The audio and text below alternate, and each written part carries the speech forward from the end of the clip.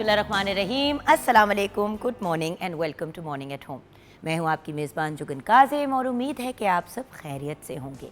आज हमने बात करनी है प्लास्टिक के बारे में। अब आप कहेंगे प्लास्टिक के बारे में बात करके क्या करनी है, प्लास्टिक तो है ही बहुत बुरी चीज़, यकीनन प्लास्टिक बहुत बुरी चीज़ है और इसीलिए आज का दिन world plastic bag free day मनाया जा रहा है।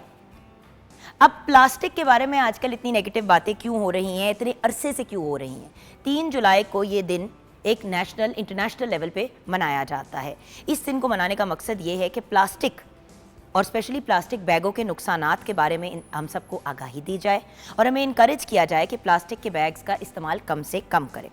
देखिए, प्लास्टिक या सिंगल यूज़ प्लास्टिक यानी कि जो एक दफ़ा इस्तेमाल की जाती है, या चले आपने 1-2-3 दफ़ा भी चीज़ को यूज़ किया और उसको फेंक दिया, तो वो चीज़ जो है उसके जो असरात और जो नुकसानात लॉन्ग टर्म यानी कि लंबे अरसे के साथ हमें बर्दाश्त करने पड़ते हैं, वो बहुत ज़्यादा हैं। जैसे कि अगर हम बात करते हैं प्लास्टिक की, तो प्लास्टिक जो है वो कोई 100 साल नहीं, सॉरी 1000 साल तक डिकम्पोज नहीं होता।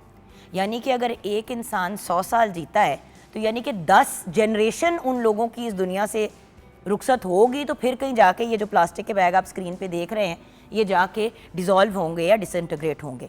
उसके अलावा प्लास्टिक के थैले जब दरियाओं में या मरीन लाइफ के पॉइंट ऑफ व्यू से बात करें, पानी की बात करें, जब फेंके जाते हैं तो उससे मरीन स्पीशीज़ जो है वो बहुत बुरी तरह मुतासिर होती है।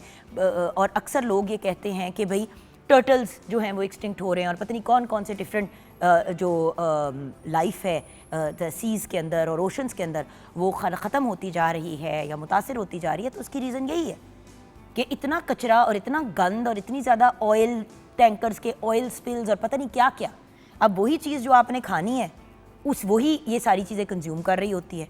वो ना भी कंज्यूम कर रही हो तो व्यूअर्स, हर इस दुनिया में हर जानदार चीज़ का इतना तो हक है, चरिंद परिंद वगैरह का, सी लाइफ का, मरीन लाइफ का, कि वो अपनी ज़िंदगी को। अब ये देखें, ये एक एक्चुअल तस्वीर है एक कछुए की जो इसके ऊपर प्लास्टिक का थैला जो है जिस पे वो फंस गया है और अब उससे मूव नहीं किया जा रहा।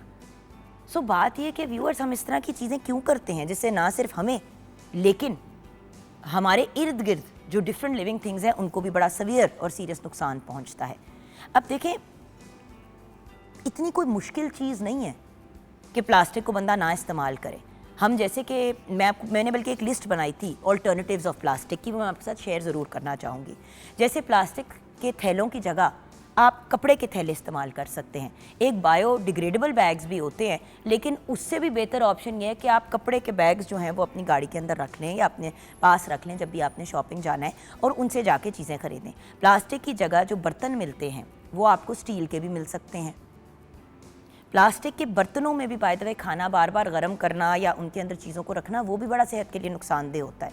अच्छा, शीशे के बर्तन भी इस्तेमाल हो सकते हैं। शीशा एक बहुत अच्छा ऑप्शन है। प्लैटिनम सिलिकॉन यूज़ किया जा सकता है क्योंकि ये हीट को भी टॉलरेट करता है और कंटेनर्स में बॉइलिंग, बेकिंग, कुकिंग वगैरह के लिए इस्तेमाल किया जाता है। प्लास्टिक रैप की जगह बीजवैक्स कोटेड क्लॉथ या आप ये भी कर सकते हैं कि मलमल के कपड़े को ऊपर डाला जा सकता है। ज़रूरी तो नहीं है कि प्लास्टिक का ही इस्तेमाल किया जाए। प्लास्टिक की कटलरी की जगह जो आपको अक्सर डिस्पोजेबल मिलती हैं, लकड़ी की जो है वो अब इस तरह की कांटे चम्मच वगैरह भी अवेलेबल होते हैं, वो भी यूज़ किए जा सकते हैं। उससे बेहतर ये है कि आप अपने पास ही एक कांटा, चम्मच और छुरी जो है अपने किसी जिस भी बैग आपके साथ होता है उसमें अपनी ट्रैवलिंग के पॉइंट ऑफ व्यू से रखें, तो आपको कभी भी फिर इस तरह की प्लास्टिक की चीज़ों को यूज़ ही नहीं करना पड़ेगा। पैकेजिंग के पॉइंट ऑफ व्यू से आप मतलब आइसक्रीम खाने जा रहे हैं, अपने साथ अपना छोटा एक स्पून ले जाएं। ये छोटी छोटी चीज़ें हैं व्यूअर्स जो बड़ा फ़र्क पैदा करती हैं। हम लोग जब अक्सर खाना मंगवाते हैं कहीं से और ज़्यादा अमाउंट में होता है, तो मुझे पता है कि बहुत प्लास्टिक के डब्बे वगैरह और थैले वगैरह यूज़ होंगे, तो मैं अपने बड़े बर्तन भेज देती हूँ। उसका फ़ायदा ये होता है कि जब बड़े बर्तन के अंदर आप भेजते हैं उसके अंदर चीज़ आ जाती है, आपको फिर प्लास्टिक और इस तरह की चीज़ें वेस्ट नहीं करनी पड़ती। देन अगर आप प्लास्टिक स्पंज की जगह लूफ़ा इस्तेमाल करें, जिससे आप अपनी मतलब जिसको झामे के तौर पे जिस्म पे भी इस्तेमाल किया जाता है, तो वो बड़ा अच्छा ऑप्शन है। प्लास्टिक के जो चॉपिंग बोर्ड होते हैं उस पर बाय द वे बैक्टीरिया भी बहुत ज़्यादा रह जाता है। प्लास्टिक के चॉपिंग बोर्ड से भी बेहतर एक ऑप्शन है लकड़ी का बोर्ड जिस पे आप चॉपिंग कर सकते। देखें, प्लास्टिक को आप बहुत से डिफरेंट ऑल्टरनेटिव्स के साथ स्विच करके उसकी जगह कोई बेहतर चीज़ इस्तेमाल कर सकते हैं। ये चॉइसेस होती हैं व्यूअर्स, ये आपकी मेरी हम सब की एक चॉइस है। प्लास्टिक वैसे ही नुकसानदेह है, चाहे आप उसके अंदर कुछ खा पी रहे हैं, उसको जब आप हीट देते हैं तो उसके कुछ साइड इफ़ेक्ट्स होते हैं, वो आपकी जिस्म को मुतासिर करते हैं। अगर आप फेंकते हैं तो उससे आपके इर्द गिर्द दरख्त, पौधे, हर किस्म का जो जानवर है, चरिंद परिंद, वो इफ़ेक्ट होता है। सो 1000 साल तक जो चीज़ डिसइंटीग्रेट नहीं होती, हम उसको बना ही क्यों रहे हैं, ये सबसे बड़ा सवाल है।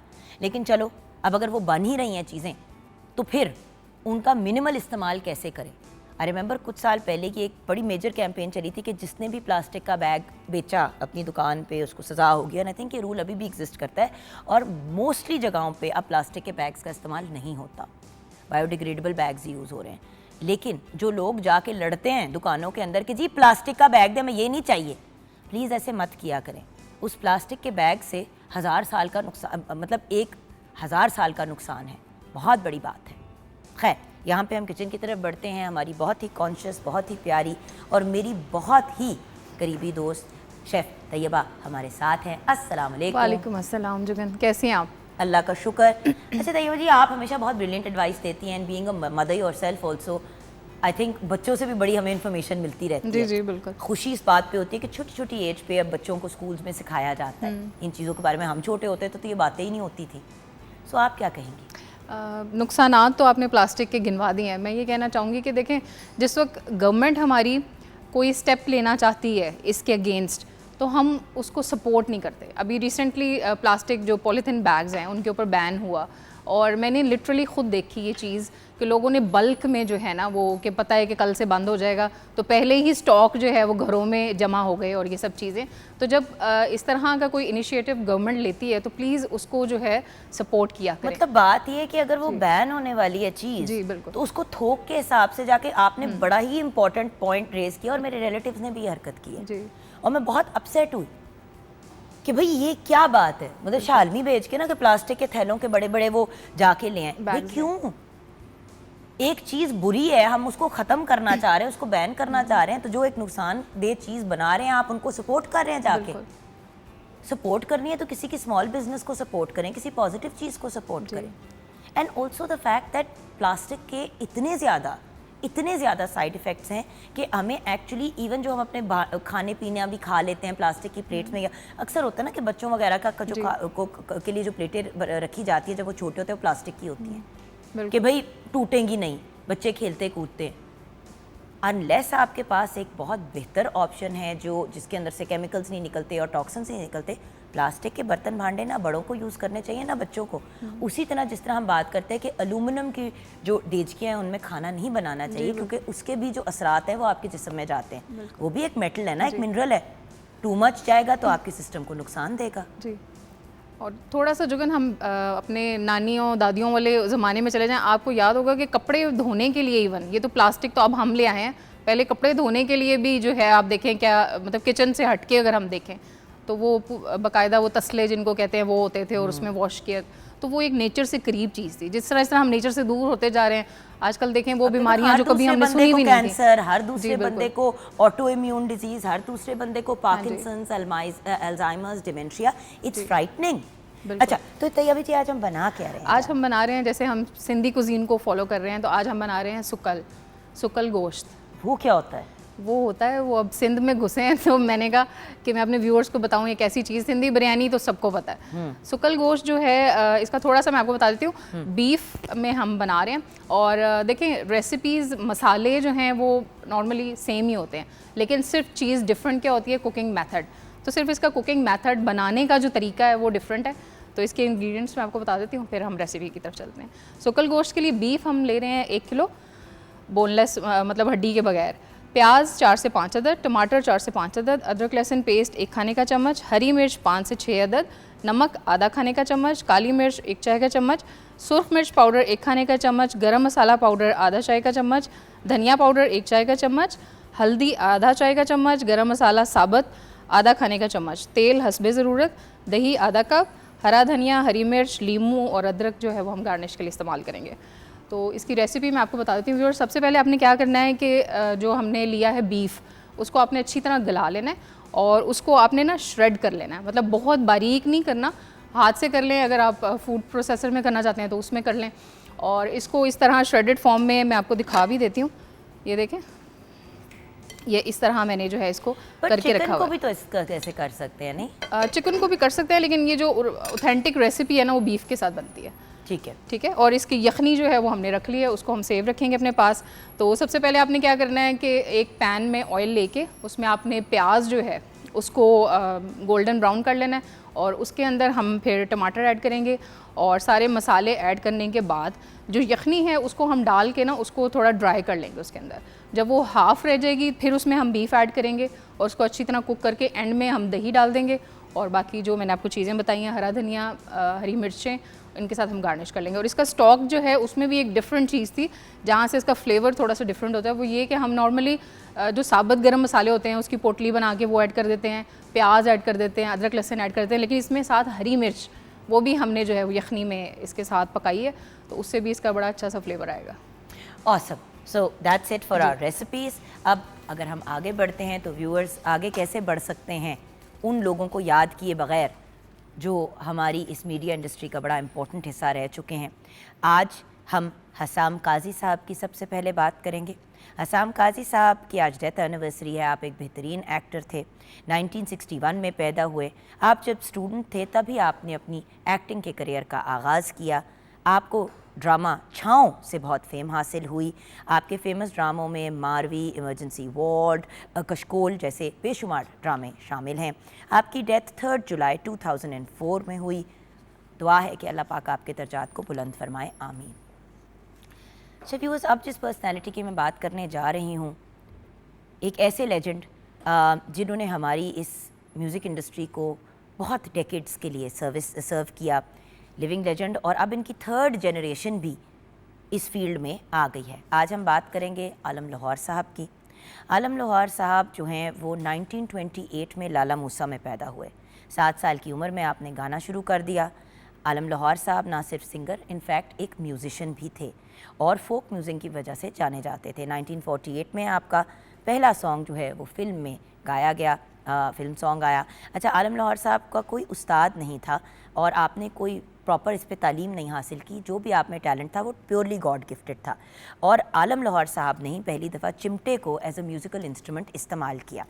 जब हम आलम लाहौर साहब की और बात करते हैं तो टैलेंटेड तो थे ही थे, लेकिन आप जो लोक दास्तान सुनाते थे वो इतनी खूबसूरत अंदाज में बयान करते थे। आपके अगर हम फेमस गानों की बात करें, जुगनी, मिट्टी दा बावा, किस्सा यूसुफ जुलेखा, सैफुल मलूक, हीर रांझा, सस्सी पुन्नू, सोनी माहिवाल, मतलब various different songs and traditional, आप मतलब ट्रेडिशन को अपने आगे लेके चले। आपको प्राइड ऑफ परफॉर्मेंस से भी नवाजा गया। 3 जुलाई 1979 को आप इस दुनिया से रुखसत हुए। दुआ है कि अल्लाह पाक आपके दर्जात को बुलंद फरमाए। आपको ही ट्रिब्यूट पेश करते हुए हम ब्रेक की तरफ जाएंगे। आप हमारे साथ रहिएगा।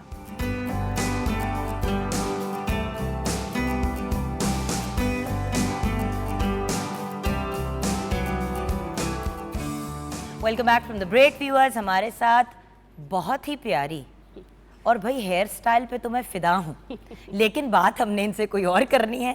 लग तो बड़ी हसीन रही हैं लेकिन एक्चुअली माशाल्लाह she is a very accomplished young woman. आप प्रोजेक्ट डायरेक्टर हैं Punjab green development programme of environment protection and climate change department. हमारे साथ हैं समिया सलीम। अस्सलाम वालेकुम समिया जी, कैसी हैं आप? वालेकुम सलाम, बिल्कुल खैरियत से। एक तो आप बहुत ही हसीन लग रही हैं, शुक्रिया। और आप पिछले 1-1.5 घंटे से आई हुई हैं, और मजाल है कि आपके कपड़ों पे एक सिलवट भी आई हो। तो मैं सिर्फ ये अपनी टीम को बताना चाह रही हूँ कि देखें, ऐसी लड़कियाँ भी इस दुनिया में रहती हैं। ऐसी बुजुर्ग खवातीन से कोई उम्मीद ना रखा करें, मेरे कपड़े मुँह चढ़ चुके होते हैं 15 मिनट के अंदर। So I appreciate elegance and you know a certain kind of demeanour. तो मुझे ये बताइए समय जी कि आज मनाया जा रहा है world plastic bag free day. कुछ इसके बारे में हमें बताएंगी ma'am?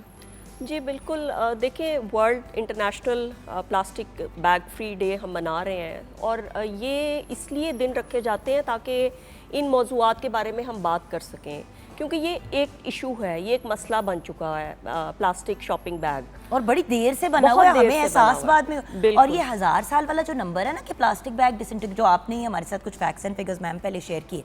By the way viewers, ये 1000 साल वाले फैक्ट्स लोगों को बहुत पहले से पता है, क्योंकि मुझे याद है कि मैं स्कूल के ज़माने में जब होती थी, and that was a very long time ago, तो उस वक्त हमारे स्कूल में एक दफ़ा ये बात हुई थी कि 1000 ईयर्स लगते हैं प्लास्टिक को डिसॉल्व होने में, डिसइंटीग्रेट होने में। बिल्कुल। पता तो हमें डेकेड से। कर कुछ अब रहे हैं। जो है मसला बहुत बढ़ चुका हुआ है। आप देखें हमारी जो लैंडफिल साइट्स हैं वो भरी हुई हैं, हमारी गलियों में कूड़ा करकट जो है वो फैला होता है। आप देखें कभी आंधी आए तो दरख्तों पे आपको जो है वो प्लास्टिक बैग लटके नज़र आ रहे होते हैं, थैले, टिश्यू, पता नहीं क्या क्या गंदी गंदी चीज़ें, बहुत बदनुमा भी लगते हैं, माहौल को बदनुमा बनाते हैं। फिर आप ये देखें कि जब हमारे नालियों में, सीवरेज सिस्टम में जो है प्लास्टिक बैग्स फंस जाते हैं तो उसकी वजह से मज़ीद जो है वो मसाइल पैदा होते हैं। उसके लिए हुकूमत को मज़ीद पैसा लगा के वो आपको जो सीवरेज सिस्टम है, निकासी आपका जो निज़ाम है उसको बेहतर बनाना पड़ता है। और फिर आप ये देखें कि लोग जो प्लास्टिक बैग्स हैं और सिंगल यूज़ प्लास्टिक, मतलब एक बार इस्तेमाल होने वाला प्लास्टिक, वो उससे छुटकारा हासिल करने के लिए उसको आग भी लगा देते हैं। उससे मज़ीद फ़िज़ाई आलूदगी का जो है ना वो उसमें उसका कंट्रीब्यूशन होता है। कभी प्लास्टिक का बैग जब जल रहा हो ना उसके पास जाके खड़े हो जाए, आपका दिमाग उड़ जाएगा, क्योंकि उसके फ्यूम्स इस लेवल के कार्बन मोनोऑक्साइड और ऊपर से और भी ज़्यादा जहरीली उसके अंदर से गैसेस निकलती हैं। आप जब उसको अपने सिस्टम में अंदर लेके जाते हैं, आपका दिमाग घूम जाता है, तो सोचे वो आपके फेफड़ों का क्या हाल करता होगा अंदर जाके। ऐसे ही है। अगर सर चकरा गया सांस लेते हुए, तो जो उसने अंदर जाके सेट हो जाना है और आपके फेफड़ों के थ्रू गुजर के निकलना है, बिल्कुल, वो अंदर आपका हाल क्या करेगा। बिल्कुल। देखिए जहर तो जहर है, चाहे फेफड़ों में चिपका दें या पी लें। बिल्कुल ऐसे ही है। और सिंगल यूज़ की जब आप बात करती हैं तो ज़रा ये प्लीज़ मैम एक्सप्लेन कर दें। देखिए सिंगल यूज़ का बेसिकली मतलब होता है एक दफ़ा इस्तेमाल करना। अब इसके साथ साथ आप लोग ही कहते हैं कि जी वैसे भी प्लास्टिक को नहीं यूज़ करना चाहिए, तो वैसे भी प्लास्टिक को क्यों नहीं यूज़ करना चाहिए? मतलब प्लास्टिक का कम इस्तेमाल करना जरूरी तो नहीं है ना कि जो प्लास्टिक के बर्तन आपके घरों में आप उनको जलाएं, वो फेंक जाते हैं, बट वो भी बड़ा 2, 3, 4 साल इस्तेमाल करके लोग फेंकते हैं। और प्लास्टिक के बर्तन तो कभी 5, 10 साल भी चलते हैं। बिल्कुल ऐसे ही। क्या उसमें कोई ऐसी चीज़ होती है जिसमें खाने से प्रॉब्लम होती है, क्या है? बिल्कुल, उसमें ऐसे केमिकल्स हैं जो आपके दे लीच इनटू योर फूड, मतलब वो अखराज होता है उन केमिकल्स का जो कि आपके खाने में वो शामिल हो जाते हैं। और जैसे आप देखें ख़ास तौर पे जो लो क्वालिटी प्लास्टिक है उसमें बिस्फेनॉल ए, BPA जो है वो एक केमिकल डाला जाता है। इसी तरह थैलेट्स जो हैं ये भी एक केमिकल है जो कि प्लास्टिक बनाने में, उसको लचकदार बनाने में इस्तेमाल होते हैं। तो वो फिर ये ऐसे केमिकल्स हैं वो फिर जो खाने में जो है ना वो शामिल हो जाते हैं। आप उसको गर्म करें, प्लास्टिक की प्लेट में आप माइक्रोवेव करें खाना, गरम खाना डालें प्लास्टिक के बर्तनों में, तो वो जो है उसमें से रिलीज होने शुरू हो जाते हैं ना, क्योंकि वो गर्म हो जाता है, उसमें से निकलना शुरू हो जाता है और वो आपके खाने में चला जाता है। तो इतना जो आप लोग ऑर्गेनिक की तरफ जाना चाह रहे हैं और कह रहे हैं कि जी ग्रास फेड पता नहीं की ते ये सारे जो आपको ख्यालात आपके जहन से गुजर रहे हैं, तो सबसे पहले तो ये देखें ना कि घर में आप चीज़ें क्या कर रहे हैं। बिल्कुल, जो खाने से ज़्यादा आपको, जो आपके साफ़ सुथरे खाने को जिन प्लेटों में आप डाल रहे हैं, उनसे आप अपने आप को क्या नुकसान दे रहे हैं। अच्छा मैम ये बताइए कि प्लास्टिक पोल्यूशन से हमारी इन्वायरमेंट, हमारे इर्द गिर्द होता क्या है एग्जैक्टली, और समुद्र दरियाओं वगैरह में भी इसके क्या असरात होते हैं? हमने शुरू में भी कुछ तस्वीरें दिखाई थी अपने व्यूअर्स को। इसमें यह है कि जो प्लास्टिक की आलूदगी है, आप ये देखिए, क्योंकि उसकी मिकदार इतनी ज़्यादा कि हम उसको हैंडल ही नहीं कर पा रहे, ना हम उसको रिसाइकल कर पा रहे हैं, ना उसको हम बार बार इस्तेमाल कर पा रहे हैं। पुराने ज़मानों में जैसे कि 20-25 साल पहले हमारे ज़िंदगी में ही हमने ये देखा है कि किस तरह पहले लोग थैले लेकर जाते थे, फिर प्लास्टिक के शॉपिंग बैग्स आए और फिर उसका वॉल्यूम इतना बढ़ गया है कि वो हम उसको रखना भी नहीं चाहते, बार बार इस्तेमाल नहीं करना चाहते, हम फेंक देते हैं। उससे ये होता है कि फिर वॉल्यूम इतना ज़्यादा बढ़ गया है, हमारी लैंडफिल साइट्स बढ़ती जा रही हैं। पंजाब में हर साल तकरीबन जो 15 मिलियन मेट्रिक टन जो है वो कूड़ा करकट पैदा होता है, उसमें से 1.2 मिलियन मेट्रिक टन जो है वो प्लास्टिक वेस्ट है। और उसका यही है कि हमसे वो मैनेज नहीं हो पाता, तो इवेंचुअली वो हमारे दरियाओं में भी फेंका जाता है। प्लास्टिक इस कचरे से जान छुड़ाने के लिए दरियाओं में हम फेंक देते हैं, गली नालियों में फेंक देते हैं, नहरों में फेंक देते हैं, और फिर वो दरियाओं और समुंदर का वो हिस्सा बन जाता है। उससे आप ये देखें कि हमारी जो समुद्री आबी मखलूक है उसको किस कदर नुकसान पहुंच रहा है। वो माइक्रो प्लास्टिक, और फिर ये घुलता भी है और वो माइक्रो प्लास्टिक्स बन जाते हैं, और वो जो आबी मखलूक है वो खाती है, और उससे उनके जो है वो ज़ाहिर है उनका हाजमा मुतासिर होता है, वो उसको डाइजेस्ट हज़म नहीं कर पाते और मर जाते हैं। और फिर ये कि इस तरह ये हमारी जो फूड चेन है उसका भी हिस्सा बन जाता है। अब अगर कोई मछली जो है वो माइक्रो प्लास्टिक खाती है तो हम उस मछली को खाते हैं तो वो हमारे जिस्म में भी आता है। तो मतलब इसके बहुत नुकसान आते हैं, और हमारे लिए, इंसानों के लिए, जानवरों के लिए इसके बहुत इसमें एंडोक्राइन डिस्ट्रप्टर केमिकल्स होते हैं, मतलब वो हमारे एंडोक्राइन सिस्टम को मुतासिर करते हैं, हमें मुख्तलिफ बीमारियां जो हैं वो जनरेट करते हैं, जैसे कि दिमागी बीमारियां हो गई, बच्चों में जैसे दमा है वो इससे इन केमिकल से जो है वो होता है। इसी तरह मोटापे की बीमारी है, ज़ियाबितस है, दिल की बीमारियां। सो बात ये कि इस लेवल के मामला तो बेसिकली आप अपने पूरे सिस्टम को शट डाउन कर रहे हैं। सो मुझे फिर ये बताइए कि फिर हम प्लास्टिक से जान कैसे छुड़ाएं?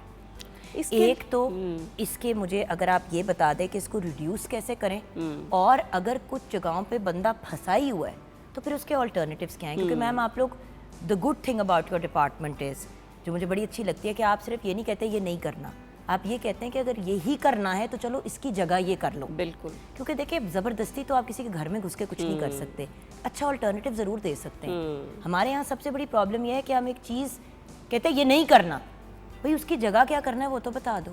वो बहुत ज़रूरी है, मतलब मसले ये गुफ्तगू का फ़ायदा ही तब है जब हमें इसका हल मिलेगा। तो बताइए मैम। बिल्कुल, इसके हमें बहुत 2-3 लेवल्स पे हमें काम करने की ज़रूरत है प्लास्टिक की जो आलूदगी है उससे जान छुड़ाने के लिए। एक तो एक आम शहरी को अपना किरदार अदा करने की ज़रूरत है।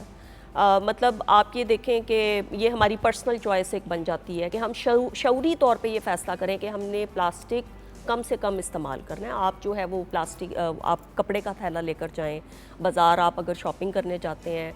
इसके अलावा आप कोई चीज़, मतलब खाने पीने की चीज़ लेने जाते हैं तो आप प्लास्टिक के बर्तनों की बजाय, मतलब उधर से आप डिस्पोजेबल बर्तन लेने की बजाय आप घर से बर्तन लेकर जाएं।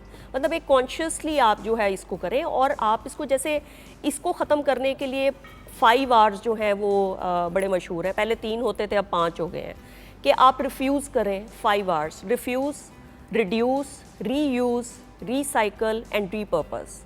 मतलब ये खाली उसको रीसाइकल करना शायद मसले का हल नहीं है।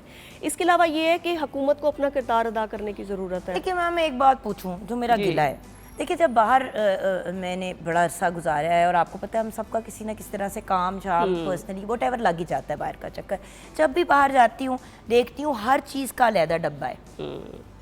आप रोड पे भी अगर जा रहे हैं तो 3 किस्म के डब्बे पड़े होंगे, एक वेस्ट का होगा, एक प्लास्टिक का होगा, एक पता नहीं तीसरा किसी और चीज़ का होगा, बट हमेशा डिफरेंट डब्बे होते हैं ताकि आपको पता हो। और प्लास्टिक का तो हमेशा अलहदा होता है, क्योंकि प्लास्टिक की चीज़ें आप इसके अंदर डालें। ये नहीं है कि बाहर के मुल्क में प्लास्टिक नहीं इस्तेमाल होता, लेकिन उन्होंने तो बायोडिग्रेडेबल और बड़े ऑल्टरनेटिव्स बना लिए। और अगर ज़रूरी यूज़ करना ही है तो एटलीस्ट जो लोग कॉन्शियस है, और मैं एक बात बताऊँ आपको, हर बंदा करता है। कितना मुश्किल है, कूड़ा आपने फेंकना ही है ना, अगर 3 डब्बे लगे हुए हैं तो आप उस पर फेंक दें जिसमें बनता है। मसला ये होता है कि जब एक कंटेनर एक ही पड़ा हुआ है, हमारे यहाँ तो कंटेनर भी नहीं होते। बिल्कुल ऐसे ही है। मैं आपको बताऊँ, मैं जहाँ पे रहती हूँ मुझे इतना इस बात पे हैरानगी होती है कि अल्लाह का शुक्र है, इट्स अ नाइस एरिया सारा कुछ। अब वहाँ पे अक्सर जो खाली प्लॉट होते हैं उधर लोग कूड़े का उसको बना लेते हैं। बाकी तो सब चीज़ें अपनी जगह, आपके घर की तरफ आते हुए 4 कूड़े के ढेर लोग देखते हुए आते हैं। मतलब जो भी है, कूड़ा तो कूड़ा है, वो दिखने वाली चीज नहीं है, वो मतलब लोगों को दिखाने वाली कोई डेकोरेशन तो नहीं है। इतने खूबसूरत कहीं दरख्त लगे हुए होंगे, वहां पे उन्होंने कूड़े की साइड बनाई हुई होगी। बिल्कुल बिल्कुल आप सही कह रहे हैं। वहां घास लगाने के बजाय और वहां पे कुछ उगाने के बजाय आप उसको कूड़े के लिए यूज कर रहे हैं। और बिल्कुल आपने एक बहुत अहम मसले की निशानदेही की है कि हमारे एट सोर्स जो डिसएग्रीगेशन है वो नहीं हो रही, वो बहुत ज़रूरी है। और बाहर लोग देखेंगे तो घरों में करेंगे ना। हाँ, लोगों के घरों में भी जो कंटेनर होते हैं वो आपको मिलते हैं, आप जब वहाँ शिफ्ट होते हैं तो आपको गवर्नमेंट की तरफ से ही मिलते हैं कि जी आपका ये इसका कंटेनर ही है, इसका मतलब हाँ, एक मेटल एल्यूमिनियम का कंटेनर होता है, एक आपका प्लास्टिक का होता है, और एक आपका जनरल वेस्ट का होता है। जनरल वेस्ट का होता है। तो बात ये कि मतलब आप अगर हमें ये चीज़ें मिलें, अब घरों पे अगर प्लास्टिक बैग्स गार्बेज के दिए जाते हैं लाहौर शहर में, तो उन प्लास्टिक के बैग्स को लोग इस्तेमाल करते हैं। अगर घरों में ये डब्बे पड़े हुए होंगे, 100 में से 10 लोग भी कर लेते हैं तो कम से कम 10% तो मसला कम हो गया ना। बिल्कुल आप सही कह रही हैं। मतलब मैं कुछ तो करे ना, यही बात करना चाह रही थी कि इसमें हुकूमत को भी अपना किरदार अदा करने की ज़रूरत है। मतलब हमें वो बुनियादी ढांचा तरतीब देने की ज़रूरत है जिसके तहत हम रीसाइक्लिंग को फ़रोग दे सकें। जिस तरह मैं रोड स्ट्रक्चर पे हमेशा एक कंप्लेन करती हूँ कि हमारे क्यों नहीं है पेडेस्ट्रियन वॉकवेज। पाकिस्तान जैसे मुल्क में जहाँ इतने लोग पैरों से चल के एक से दूसरी जगह जाते हैं, पेडेस्ट्रियन की क्रॉसिंग ही नहीं है। ही नहीं है, बिल्कुल। फिर हम कहते हैं एक्सीडेंट क्यों होते हैं। सो ये चीज़ें मैटर करती हैं। देखिए मैं खुद स्टेट चैनल पे काम करती हूँ वट बट ये तो नहीं है कि मैं रिकग्नाइज नहीं करती कि मसाइल क्या हैं, और आई नो इन चीज़ों पे काम हो रहा है, लेकिन अगर ये डे वन से इन चीज़ों पे काम किया जाता तो इनके अंदर एडिशन होती। अब हमें नए सिरे से सब कुछ करना पड़ेगा। बिल्कुल, असल में हमें मतलब कोई भी मसला, आप लोग किन चीज़ों पे काम कर रहे हैं, आप मुझे बताएं कि आप लोग क्या करना चाह रहे हैं और अवाम आपको कैसे हेल्प कर सकते हैं। बिल्कुल, हमने खुशाइंद बात यह है कि हमने पिछले साल एक बड़ी जो कॉम्प्रिहेंसिव जो है प्लास्टिक मैनेजमेंट स्ट्रेटजी जो है वो हुकूमत से अप्रूव करवाई। इसी तरह हमने single use plastic production and consumption regulations जो हैं वो हमने अप्रूव करवाया, और उसमें हमने पूरा एक निज़ाम तरतीब दिया है कि हमने किस तरह से आहिस्ता आहिस्ता फेज़ आउट करना है प्लास्टिक शॉपिंग बैग को, और किस तरह से जो प्लास्टिक प्रोड्यूसर्स और कंज्यूमर्स हैं उनके ख़िलाफ़ हमने क्या इकदाम करने हैं। और अब प्लास्टिक प्रोड्यूसर्स के लिए हम जो है एक EPR system, extended producer responsibility system जो है वो बना रहे हैं। मतलब जो कूड़ा क्रिएट कर रहा है प्लास्टिक का, मतलब अब देखें बड़ी बड़ी कंपनीज़ हैं वो पानी की बॉटल्स बनाती हैं, ठीक है ना, मतलब पानी वो देती हैं लेकिन प्लास्टिक की बॉटल्स में, और वो इस मसले में अपना मतलब एक कंट्रीब्यूट कर रही हैं। तो उनके लिए भी हम एक गाइडलाइंस बना रहे हैं कि कम से कम आप 20 अपनी ज़िम्मेदारी उठाएं, आप जो कूड़ा जनरेट कर रहे हैं प्लास्टिक का उसको रिसाइकल करें, अपना किरदार उसमें करें। हमारी जो प्लास्टिक मैनेजमेंट स्ट्रैटेजी है उसमें हमने ये सजेशन दी है कि आपने कम से कम 20% जो आप कूड़ा जनरेट कर रहे हैं प्लास्टिक का उसको रिसाइकल करके अपनी पैकेजिंग में इस्तेमाल करें। Okay, so that sounds great. And में आप हमारे व्यूअर्स को क्या पैगाम देना चाहेंगी समिया जी? बिल्कुल, मैं ये पैगाम देना चाहूँगी कि हमें शऊरी तौर पे ख़ुद इसमें अपना किरदार अदा करने की ज़रूरत है।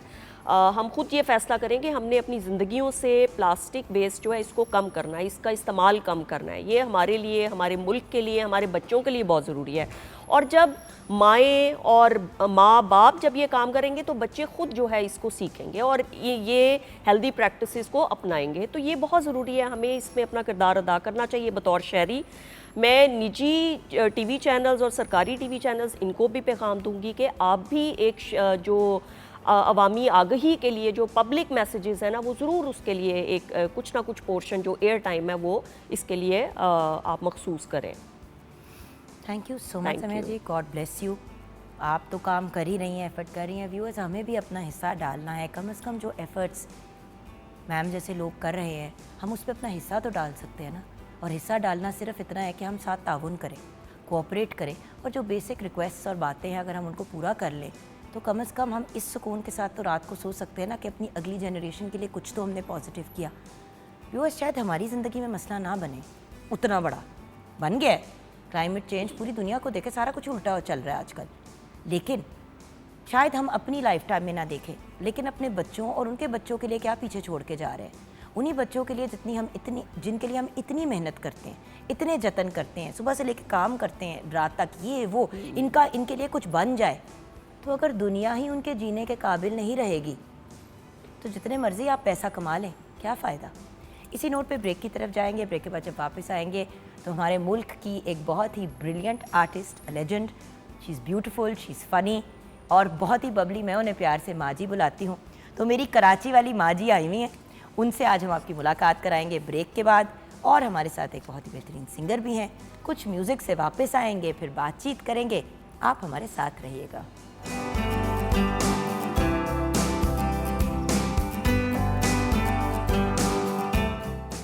Welcome back from the break viewers. आपने ब्रेक से पहले सैयद गुफ्तार रज़ा गिलानी को सुना। बहुत ही टैलेंटेड और ब्रिलियंट यंग मैन, पहले भी मेरे साथ प्रोग्राम कर चुके हैं मैनी ईयर्स अगो, और आज काफ़ी अरसे बाद 6-8 साल के बाद मुलाकात करके एटलीस्ट इस चीज़ की बड़ी खुशी हुई कि वक्त के साथ बहुत इम्प्रूव किया है। और माशाल्लाह कितना खूबसूरत ट्रिब्यूट पेश किया आपने मैडम जी को। एक लॉयर, एक मोटिवेशनल स्पीकर और एक बेहतरीन और टैलेंटेड सिंगर गुफ्तार हमारे साथ है। अस्सलाम वालेकुम बेटा। अस्सलाम वालेकुम जी। ठीक ठाक हो? अल्लाह का शुक्र है जी। You come a long way, very proud of you. पता है वो होता ही है कि अब पिछले 16 साल से viewers morning shows on end of host कर रही हूँ, तो लॉट ऑफ पीपल जो शुरू में आते हैं as a very very young man and then now at this stage एक इस्टेब्लिश करे और साथ साथ अपने पैशन को परस्यू करना अच्छा लगता है। लेकिन आप सोच रहे होंगे कि अब इस पार्ट में तो प्रोग्राम के मैं बैठी होती हूँ। खड़े होने का रीज़न ये है कि जिस पर्सनालिटी का मैं इंट्रोडक्शन करने जा रही हूँ व्यूअर्स, एक तो वो किसी इंट्रोडक्शन की मोहताज नहीं है, लेकिन वो तो इसलिए क्योंकि उनके चेहरे को हर कोई पहचानता है, उनकी एक्टिंग के बहुत से लोग फ़ैन हैं। लेकिन मैं इनकी पर्सनालिटी की बहुत बड़ी फ़ैन हूँ। देखिए, एक बात इन्होंने ही अभी थोड़ी देर पहले ब्रेक में कही, आर्टिस्ट से तो सभी प्यार करते हैं, आर्टिस्ट से सभी प्यार करते हैं, लेकिन उस आर्टिस्ट की पर्सनालिटी और उसकी आजिज़ी और उसकी खूबसूरती, जो अंदर की खूबसूरती से है, उसे बड़े कम लोग देख पाते हैं, और जो देखते भी हैं अक्सर वो देखी अनदेखी कर देते हैं। लेकिन ये एक ऐसी प्यारी और ख़ूबसूरत माँ है हम सब की, हमारी आपा, हमारी बहन, हमारी सहेली, हमारी बड़ी ही प्यारी दोस्त, जो हम सब के साथ इतने प्यार से पेश आती हैं कि समझ नहीं आती कि इस प्यार का हम करें क्या। मैंने इनके साथ काम तो अभी ही मुझे इनके साथ कुछ अरसा पहले करने का मौका मिला, और मैं आपको बता नहीं सकती कि इन्होंने इतना प्यार दिया, और ऐसे वक्त पे दिया जब मैं बड़ी परेशान थी और ख़ुद भी अपनी बड़ी परेशानियों में घिरी हुई थी। हर किसी को हंसाना, हर किसी के चेहरे पे मुस्कुराहट लेके आना, और किसी का दुख देखा तो उसे गले लगा लेना। कौन करता है व्यूअर्स? सिर्फ फरिया जबीन करती है। I love you. अस्सलाम वालेकुम आपा। वालेकुम अस्सलाम। जीती रहें, सलामत रहें मेरा बच्चे की सोनी बेटी, सदके जाऊं। देखिए, हमारी तो माँ के पैरों के नीचे जन्नत है। इतनी इज्जत देने का इतना शुक्रिया कि बस क्या बताऊं, आप खुद जो चलें। लेकिन आपसे बात करने से पहले मुझे ज़रा ज़्यादा ज़रूरी काम करने हैं जी। एक फ़ोन कॉल है, वो मैंने ज़रा लेनी है, आप अगर माइंड ना करें। नहीं। होता है ना, जब हम अभी हैंग आउट कर रहे होते हैं तो मैं कहती हूँ एक जी, सेकंड जी। माँ जी, ज़रा मैं एक फ़ोन अटेंड कर जी, जी, प्लीज़ ले एक मैं लें। फ़ोन अटेंड कर ला, ताड़ी इजाज़त है? प्लीज़। हमारे साथ कॉल पे वो जो कहते हैं ना कि हम ज़िंदगी भर एफ़र्ट करते हैं, मेहनत करते हैं, क्यों करते हैं? औरतें मर्द दोनों, सिर्फ ख़वातीन को मैं ये नहीं दूंगी क्रेडिट, मर्द औरत दोनों, कि हमारी फैमिली का फ्यूचर सिक्योर हो जाए, और उस फैमिली के अंदर हस्बैंड वाइफ तो अपनी जगह एक वैल्यू रखते हैं, लेकिन औलाद से बढ़ के कौन है व्यूअर्स? हमारी दिल की धड़कनें, हमारा सब कुछ। और जिस तरीके से मेरी सहेली ने, मेरी बहन ने, मेरी माँ ने अपनी बेटी अमर को पाल पोस के बड़ा किया है, तो मैं बात अमर से ही शुरू करूंगी। ठीक। कंक्लूजन से स्टार्ट करते हैं ना आज। अस्सलाम वालेकुम अमर। वालेकुम अस्सलाम, कैसी हैं आप? मैं बिल्कुल ठीक हूँ मेरी शहजादी। आप मुझे ये बताएं कि आज ये जो लड़की बैठी हुई है मेरे पास, दिस गर्ल, इस लड़की के बारे में आपकी क्या राय है? इस लड़की के बारे में आपने सम अप करके सारी राय बड़ी अच्छे से बता दी कि एक जनरेशन होती है जो बहुत मेहनत करती है, जो बहुत कुर्बानियाँ देती है, और उन कुर्बानियों का अजर और सिला एक अगली जनरेशन को मिलता है। तो हम ज़रा उसका फल बटोरने वालों में से हैं, लेकिन असल जो जिनका हार्डवर्क है, जिनकी डिटर्मिनेशन है, वो बिल्कुल भी। एज अ मदर मुझे पता है अमर कि आपको इन्होंने बड़ा टफ टाइम भी दिया है, मानती हैं? कहती है बड़े होंदे हुए मैंने इन्हू बड़ा रगड़ा दिता है, और सच्ची बात है। पढ़ाई के मामले में, पढ़ाई के मामले में और अदरवाइज ऑल्सो तरबियत वगैरह। Amar, if you are as polite and respectful as you are, आप हर बंदे के साथ उठ बैठ सकते हो। मैंने आपको देखा है कि आप स्पॉट बॉय से भी हंसी मजाक कर रहे होते हो, और उसी तरीके से आपको कोई बहुत बड़ा ऑफिशियल किसी मुल्क का भी मिले तो आपका रवैया नहीं चेंज करता। आप एक बहुत बाअदब, well brought up young lady हो। Thank you So, so much. Obviously जब तरबियत की बात करते हैं तो माँ को क्रेडिट जाता है, और हमेशा ये कहा जाता है ये मीडिया की औरतें जो है ना, बच्चे शच्चे पैदा कर लेती है, पालने नहीं आते इनको। आप इसके बारे में क्या कहेंगी, keeping your mother in mind? अच्छा, आपको ऑनेस्टली एक बात बताऊं, ये कोई मुझे रगड़ा नहीं इन्होंने दिया, कोई ये बहुत स्ट्रिक्ट मदर नहीं थी वैसे तो, बिल्कुल भी। अच्छा, इनको लगता है कि मैं थी? इनको लगता है, इनको काफी चीजें लगती हैं, लेकिन वो सच नहीं है। मुझे खाया पिया भी बहुत लगता है। मुझे नहीं लगता कि ये कभी भी बहुत कोई डिसिप्लिन या बहुत, बल्कि आप यकीन माने ये वो मदर हैं जो हर एज ग्रुप, मतलब चाहे वो मेरे कजन्स हों, चाहे हमारी फैमिली में और लोग हों, किसी भी एज ग्रुप का इंसान हो, उसको उसके लेवल पे, उसकी एज के स्केल पे आके उसको वैसे उससे बात करती हैं, फीलिंग्स शेयर करती हैं, डिस्कस करती हैं। तो she is a very friendly person in general. Amar, बल्कि आपके साथ what I want to know is you. देखिए, इनकी तारीफ बंदा बंदा, बच्चा बच्चा, spot boy, director, producer, art, हर बंदा करता है इनकी तारीफ। ये है ही कुछ ऐसी। बिल्कुल। लेकिन माँ कैसी थी, और क्या ये बात सही है कि मीडिया की खवातीन को बच्चे नहीं पैदा करने चाहिए, इनको संभालने नहीं आते? ये मैं बात पे, क्योंकि इनकी जनरेशन में ये बड़ा इशू था। अक्सर लोग बच्चे बिल्कुल। पैदा ही नहीं करते थे या शादी ही नहीं करते थे, बिकॉज उनको ये डर होता था कि बच्चे रुल जाएंगे। तो आई वॉन्ट टू नो, क्या अमर रुली इन द प्रोसेस? अच्छा, अल्हम्दुलिल्लाह अम्मा और मैं हम दोनों ही बहुत ब्लेस्ड इस चीज़ में थे कि हमारे लाइफ में एक ज़िंदगी का बेहतरीन एक और खूबसूरत इंसान था, वो थी मेरी नानी। माशाल्लाह। तो इसमें कोई शक नहीं। और लेकिन जो हम तीनों की जो एक म्यूचुअल अंडरस्टैंडिंग थी ना, कि हमें पता था कि अम्मा को रोज सुबह उठ के काम के लिए जाना है, तो घर में पैसे आएंगे, तो मेरी एजुकेशन अफोर्ड होगी, तो घर में रोजी रोटी आएगी, तो हम आराम से रह पाएंगे। और उसके लिए एक इंसान को रोज सुबह उठ के अपनी चप्पल पहन के जो है वो काम पे जाना है। और हम उसको बहुत रिस्पेक्ट करते थे, हम उसको बहुत एडमायर करते थे। नानी का काम ये था कि मेरी जो और स्कूलिंग चीज़ें टाइम पे सब चीज़ें हो रही हैं या नहीं, एक्चुअली स्ट्रिक्ट और डिसिप्लिनरी मेरी नानी थी अम्मा की निस्बत। और फिर मैं, क्योंकि मैंने 2 शेरनी औरतों को अपनी लाइफ में इतना ज़बरदस्त तरीके से लाइफ कंडक्ट करते हुए देखा था कि वो, तो आप खुद भी बबर शेर बन गई?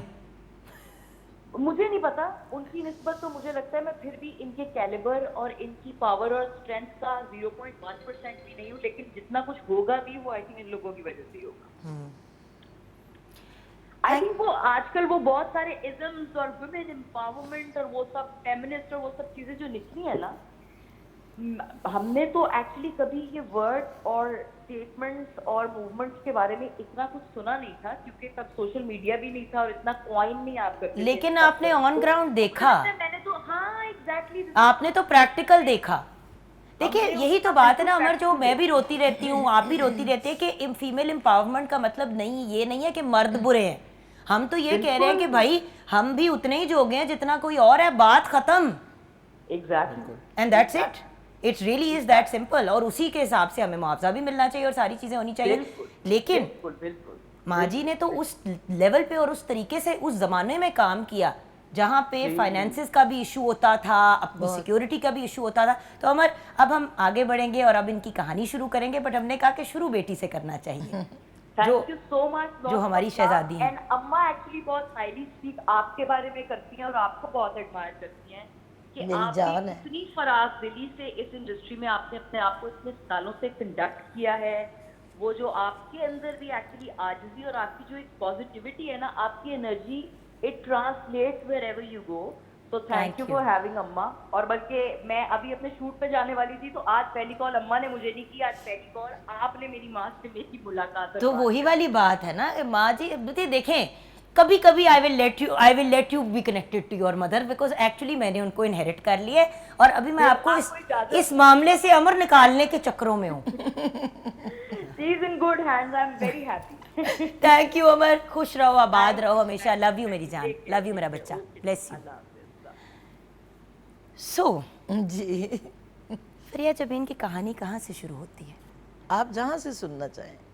स्कूल, पढ़ाई, कहाँ, क्या अच्छा, हुआ? एक बड़े आम से स्कूल से मैं पढ़ी हूँ। और मतलब घर में कौन था, मतलब एक बचपन क्या था? मेरे जो फादर थे ना जुगन, उनकी ना, अभी मैं छोटी थी, मतलब 10-11 साल की होंगी, तो उनकी तो डेथ हो गई थी। तो घर में मेरी अम्मी, मैं और मेरा एक भाई, हम कुल 2 बहन भाई थे। हमारी जोड़ी थी जो कि अब दुनिया में नहीं रहा, लास्ट ईयर उसकी ना डेथ हो गई है। तो वो मेरा प्यार मुझसे बिछड़ गया है, लेकिन उसके बच्चों की सूरत में अब प्यार है। उठ के जीना तो है ना बेटे, खुद ही अपने आप पे तरस खाते रहो और फिर बच्चे बेचारे तो परेशान हो जाते हैं। लेकिन अल्लाह का शुक्र है, अल्लाह ने बहुत नवाजा। एजुकेशन में अपनी ज़्यादा नहीं कर सकी, वो इसलिए कि मेरा पढ़ाई में इतना ज़्यादा रुझान ही नहीं हो सका। मेरे दिमाग में पढ़ाई के अलावा ना दाल रोटी सब्ज़ी वो चल रही होती थी कि मैंने वो करनी है। वो भले मैं ईंटें उठा लूँ या मुझे कोई टोकरा उठाना पड़े या मुझे कहीं काम करना पड़े, मुझे कोई आर नहीं है उसमें। तो मैट्रिक में से ही मैं भाग गई थी, वो भी मैं क्लियर नहीं कर सकी। फिर उसके बाद की बात बताऊं? हाँ जी। फिर उसके बाद शादी वाली बात हो गई। फिर बेटी आई। बेटी के बाद फिर मैंने ये महसूस किया कि ये जो मैं कर रही हूँ ये तो अल्लाह ने, मैं ब्लेस्ड हूँ कि मेरा ये वसीला बना दिया रोजी रोटी का इस पीटीवी के। लेकिन पीटीवी हुआ कैसे? पीटीवी कैसे हुआ ये? ये मैं चकरे जाऊँ, ये तस्वीर देखे कितनी प्यारी है। सदके ऐनक वाला जिन लग रही हैं है ना। बहुत बहुत बड़ी खुशी भी आपसे। भाई कुछ तार आपको नहीं पता, बड़ा जबरदस्ती आज इनके पहनने लगी। मैं कहा अखा क्यों बनाई ने? वो खुश हो गई है। डोंट वेस्ट द अखास। बिल्कुल, लेकिन आप हर तरह से प्यारी लगती हैं माशाल्लाह। बस पुत्र, माओ को तो माएं, बच्चों को तो माएं प्यारी लगती हैं। एक्सक्यूज मी, आप हमेशा माँ के रोल्स में नहीं आई, जरा अपना वो और वक्त। अच्छा पीटीवी से शुरू 35 इयर्स पहले वाला जमाना ना भूले लड़की। हाँ जी, PTV जब का आप बताओ। काबू में नहीं आती थी। मुझे ये बताएं कि फिर मीडिया में कैसे आई? आपने एक तरफ कहा कि मैं तो ईंटें भी उठाने में मुझे कोई प्रॉब्लम नहीं थी, लेकिन फिर मीडिया के अंदर कैसे आई? और जिस फैमिली से आप वो तो- बिलोंग करती थी वहाँ पे ये मजाक तो नहीं था? नहीं, अंदरों अंदरी तो आग थी, ठीक है ना। और गली मोहल्लों में जो है ना वो ज़्यादा, अब तो बच्चे पढ़ गए हैं, लिख गए हैं, कुछ नहीं। पहले तो आई एम सॉरी कहते थे भी तुसी तो पता नहीं ये लफ्ज़ बोल सकते हैं टीवी पे कि नहीं, कभी कंजर हो गए नहीं आते। और सारे साढ़े आर्टिस्ट दसते ने वाकई हकीकत। बचपन तो देखिए, हमें मुंह छोटे- लगाना फैमिली के लोगों ने खास मैम तौर पे देखिए छोड़ वर्ड दिया बुरा था। है, लेकिन मैं इतना बता दूं व्यूअर्स कि जब मैं भी इस फील्ड में आना चाह रही थी तो एग्जैक्ट यही वाला वर्ड आया था कि भाई पढ़ लिख के ये बनना है इसमें। हाँ, बड़े प्राउड और ये मैं वो। मेरे मुंह के 6 रंग आए, 6 रंग गए मेरे सामने। मेरी फैमिली मेरे बारे में इन अल्फाज में बात कर रही है पढ़ लिखने के बाद भी। So it was not like ये एक मेंटालिटी थी या ये सोच थी कि भाई अगर आप पढ़े लिखे हो तो मतलब तब आप इस वर्ड से बच जाओगे। बिल्कुल। एक ये वर्ड और एक मरासी, दोनों को इतने बुरे तरीके से और इतने नेगेटिवली यूज किया जाता था हमारी फील्ड की औरतों के लिए। इवन आपा जी मेरे वक्त में भी। फिर बस फिर वो हमारे पीटीवी यहीं के पीटीवी के थे चीफ कैमरामैन अंकल इसहाक चौधरी साहब।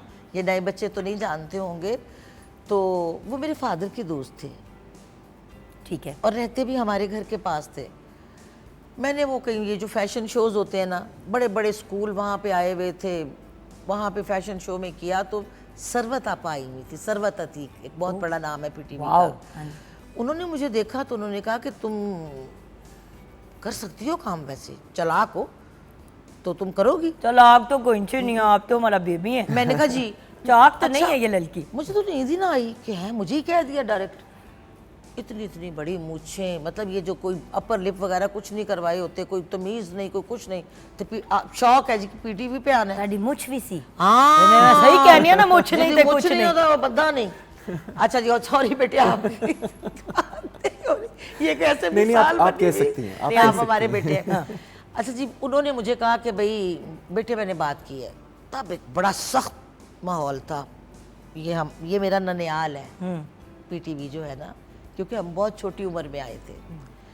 लो जी, उन्होंने ना यावर साहब, अल्लाह ताला उन्हें जन्नत नसीब करे, मेरा स्टार्ट ही पीटीवी से था। उन्होंने मुझे ना स्क्रिप्ट दिया, उसमें मेरा सिर्फ एक जुमला था, क्या? सर आज आप सेकंड टर्म का रिजल्ट नहीं देंगे। स्वीट। अल्लाह की कसम, कॉलेज में जो बनी होती है ना बच्चियाँ, ऐसे ही सहेलियाँ सूलियाँ चमचियाँ चुमचियाँ साथ होती हैं, मेरा बस वो रोल। आप स्पून थी। उसके लिए 3 रिहर्सल्स करनी पड़ी। ये कमाल था पीटीवी का। ये जो अंग्रेजी का लफ्ज़ अब आया ना, वर्कशॉप्स होनी चाहिए, ये होना चाहिए, वो होना चाहिए, उस दौर में ये सब था। अगर आज तक वो चीज़ बहाल रहती तो बहुत कुछ अच्छा हो सकता था। ये हमें सीखने को यहाँ से मिला। मेरे जैसी जाहिल पेंडू को भी यहाँ से इतना कुछ सीखने को मिल गया। ऐसे ना कहें। नहीं बेटे, लबो लहजा वो सिखाते थे, असियाँ पंजाबी, ठीक है ना। तो कभी वो- आप हम लोगों को अकेले में बात करते हुए सुन लें। ठाकुर हमारा साहब- एक्सेंट कहाँ से कहाँ जा रहा होता है। ठाकुर साहब बताते थे कि बेटा कूड़ा करकट क्या है और क्रिकेट क्या है, इसमें ये फर्क है, क्रिकेट में और करकट में। अच्छा। तो पीटीवी माँ हुई ना भाई। बेशक। लो जी जुगन जी, वहाँ से भी स्टार्ट हो गया। उसमें हीरोइन थी आरिफा सिद्दीकी और मेरा एक इतना सा रोल था। फिर फिर काम करने का मौका बड़े अच्छे लोगों के साथ मिला, ये बड़ी गुड लक थी। फिर निसार हुसैन साहब, अल्लाह उन्हें बख्शे, वो उन्होंने एक ड्रामा बनाया था, अमजद इस्लाम अमजद साहब ने वो लिखा था। अल्लाह उन्हें जन्नतुल फिरदौस में आला मकाम। आमीन। वो था नवाबपुर का रियल वाकया, दुखों की चादर। ये आपके पीटीवी के बाहर अभी भी तस्वीर लगी हुई है। फिर मुझे उन्होंने उसमें रखा। उसमें मेरे कोई 3-4 सीन थे, एक जुमला था और बाकी म्यूट, रो रही हूँ, चादरें छीन रहे हैं, ये वो। लेकिन मैं ये समझती हूँ जुगन कि वही मेरी एक्सरसाइज थी, वही मेरी वर्कशॉप्स थी। अपनी लाइट लेने की तमीज़ वहीं से फिर आई ना। अब थोड़े थोड़े थोड़े थोड़े से जब स्टार्ट करते हैं, अब हमारे यहाँ पे जो बच्चे आते हैं वो माशाल्लाह किस्मत वाले हैं। अब एक सेकंड प्रिया जी, यहाँ पे मैं ये बात ज़रूर पूछना चाहूँगी, और इस दौरान आप एक सिंगल मदर भी हैं? नहीं, अभी नहीं थी, अभी नहीं थी, इस दौरान नहीं थी। इस दौरान नहीं थी, शादी मेरी बाद में हुई है, बाद में। काम मैंने पहले किया। वो काम पहले। जी बेटे। तो जब शादी की बात है हाँ। तो तब क्या इश्यूज आपने फेस किए? मेरा मतलब ये है कि देखिए, जब शादी की बात आती है तो दो तरफ से आपकी जनरेशन की लड़कियां फेस करती थी। एक कि क्यों शादी करनी है, काम रुक जाएगा तेरा। दूसरा, जिथे शादी होनी है वो 36 शर्तें लगा देते हैं, क्योंकि ऐसा ही है। मीडिया की औरत है ना। अच्छा, ऐ भी नहीं करना, ऐ भी नहीं करना, ऐ भी नहीं करना, वो भी नहीं नहीं नहीं, करना। अल्लाह की मेरे साथ ये बड़ी रहमत हुई अच्छा, कि मैं काम करती थी भले ड्रामों में, मुझ पे ये एतराज़ ना हुआ। ना हुआ। सास ससुर जो थे, जाहिर है बड़ी अच्छी फैमिली में मेरी शादी माशाल्लाह। हुई थी और जिनसे मेरी शादी हुई थी बड़े अच्छे इंसान थे। वरना तो आज दोस्तियां होती हैं और ब्रेकअप हो जाते हैं, हर जवानी की कहानी होती है ना। जो आपसे शादी करता है बंदे का पुत्र होता ही वो है जुगन जी। बिल्कुल सही। ये बड़ी देर बाद मुझे समझ आई। वो जब मेरी शादी हुई, फिर वो बाहर चले गए, फिर उनकी वहाँ पे शादी हो गई, फिर मेरा मतलब उनके साथ ख़त्म हो गया सब चक्कर। अब वो अपनी ज़िंदगी में वहाँ खुश है, मस्त है। आपने कहा अभी जी। कि वो बड़े अच्छे इंसान थे, मुझे आपकी इस बात पे बहुत बड़ी यही बात तो की बातें हैं इनकी जी। सर, यही तो इनकी बातें हैं Absolutely। जो मैं चाहती हूँ कि लोग जाने कि इस औरत का इतना बड़ा दिल है, बेशक। और पूरी दुनिया के दुख और पूरी दुनिया की बुरी चीजें अपने अंदर संभाल लेती हैं और अपनी सारी अच्छाइयाँ लोगों पे बांटती हैं। बेटे, ये सच वो औरत है। मैं रोती थी जब वो नए नए गए थे ना, क्योंकि बड़ा इश्क मटक्के की शादी हुई थी ना। युद्ध के। हाँ, मतलब आखिर बड़ी आई हुई थी तो फटाफट ही शादी हो गई। तो एक अच्छा इंसान वो होता है जो आपसे शादी करता है। वैसे तो सब कहते हैं जी वक्त गुजार दिल्ली लो, का ये रास्ता दिखाएंगे और वक्त गुजार ले। तो वो मुझे समझ आई। अमर भी जब पैदा हो गई, जब वो चले भी गए, जब उनकी शादी हुई, तो मैं बड़ा यूं करूं, ये क्या हो गया, वो क्या हो गया। जब आहिस्ता आहिस्ता आहिस्ता आहिस्ता दुख सहने की आदत पड़ गई, समझ आई, फिर मैंने कहा पागल की बच्ची, अगर कोई उससे तुझे बेहतर मिल जाता तो दूसरी शादी कर देती। एक मिसाल दे रही हूँ, हर इंसान की फितरत है। लेकिन इन चीज़ों पे अपने आप पे खुद ही तरस नहीं खाना चाहिए। ये इलेक्ट्रॉनिक मीडिया के ज़रिए ये बात भी जो पॉजिटिव है वो बतानी चाहिए। मोहब्बत हो जाती है, इंसान बिल्कुल कुत्ता हो जाता है उसमें, मैं भी हो गई थी। लेकिन फिर आपको अपने बच्चों पे तवज्जो देनी चाहिए। अगर मैं हर वक्त अपने इश्क को ही रोती रहती तो मेरी बच्ची ने आज लायक नहीं होना था, क्योंकि मैं खुद पढ़ी लिखी नहीं थी। मैं चाहती थी कि इन्हू कुट के पावे छड़ के आवा, इन्हू स्कूल छड़ के आवा। खुद मैं काम पे जाती थी। अल्लाह बख्शे मेरी जो वालदा थी और अल्लाह बख्शे जो मेरा भाई था, वो इसको बाइक पे छोड़ के आता था। फिर स्कूलिंग भी करवाई तो अच्छी करवाई, बड़े स्कूल में, नाम नहीं ना ले सकते कि ले सकते हैं, ले बीकना उसमें करवाई। अच्छा, वेरी नाइस, बहुत अच्छा, बड़ा अच्छा। और सारा जेवर जुवर बेच दिया। मैं क्या जेवर ऐ होएगा कि बच्चा लायक हो मेरा, क्योंकि मेरे अंदर बड़ा कॉम्प्लेक्स था कि मैंने अंग्रेजी नहीं आती। इतनी कुर्बानियां दी हैं जी, मेरी बच्ची ने By the way, अंग्रेजी आई। सिर्फ इधर नहीं, बाहर पढ़ाया अपनी बच्ची को, बाहर पढ़ाया जी, बिल्कुल। और बाहर से वो डायरेक्टर, एक्टर की वो फादर, वो वाला पोर्शन आई मीन, अगर अमर की इतनी फॉलोइंग है ऑनलाइन और इतना उसके पीछे लोग दीवाने हैं, तो कोई वजह है उसके पीछे, एक फाउंडेशन ले की गई। फाउंडेशन है, एक पूरा सपोर्ट सिस्टम है जी, उनकी नानी अम्मा का, उनकी वालिदा का। नानी मामू अम्मा का का ज्यादा sacrifices। हाथ है। अगर अम्मी घर पे ना होती बेटे, जी, जी। जो सोने का निवाला बड़ा आपके बच्चे, नौकर तो थी उनके बिल्कुल पास जी, रखी हुई, बिल्कुल। जो सोने का निवाला आपकी माँ दे सकती है ना बच्चे को, वो दुनिया की कोई ताकत नहीं दे सकती। कुरान भी उन्होंने पढ़ाया, सारा कुछ उन्होंने तालीम इसको दी। अब उन्होंने दी कोशिश थी कि इस्लामी गल्ला सीखे, ईमान दिया सिफता, ये वो। अच्छी बात है, और सीखी उसने, हाँ। और वो भी सीखी अच्छा जी, उसने भी राज रखी। मेरा क्या था फोकस, मैं सतही औरत, शुरू से फिल्मी औरत रही हूँ। मैं लोगों को देखती थी, अपनी सहेलियों को, वो पिट पिट अंग्रेजी बोलती थी। आज अब माशाल्लाह वो कहाँ पे हैं। मैं आज भी बी क्लास आर्टिस्ट ऐसे वास्ते हैं। हाय हाय, पुत्र एजुकेशन का निखार होता है, सच तो बोलने दो, सच तो बोलने दो। एक्टिंग जो है वो तो है ही अच्छी, बट आपकी जो एजुकेशन है वो आपको संवारती है, वो सोने पे सुहागा है, वो आपको और आगे लेके जाती है। तो आपकी आगे से आगे की जर्नी कैसे कंटिन्यू हुई? ब्रेक के बाद वापस आएंगे तो पहला सवाल आपसे गुफ्तार ही पूछेंगे।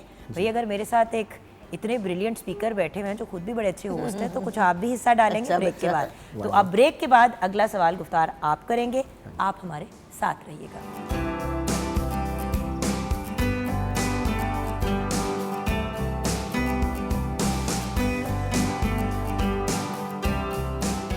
भाई व्यूअर्स, वेलकम बैक।